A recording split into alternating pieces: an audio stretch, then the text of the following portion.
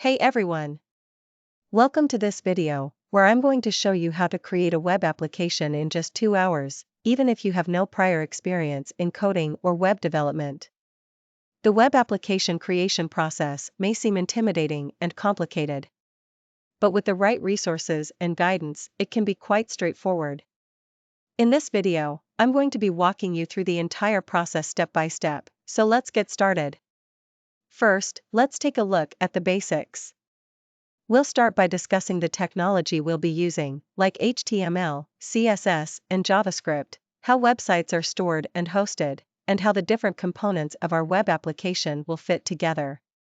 Next, we'll move on to actually setting up the coding environment. This includes downloading and installing the relevant software, such as an IDE and web browser, as well as any required libraries such as Bootstrap. Once the environment is ready, we'll move on to coding the components of the web application. We'll be focusing on creating the basic structure and layout of the web pages, as well as setting up the navigation elements and any additional features we may need. As the coding progresses, we'll also start to deploy and host our web application. We'll begin by setting up a web server and a domain name, and then take a look at how the web application can be uploaded and made available to the public.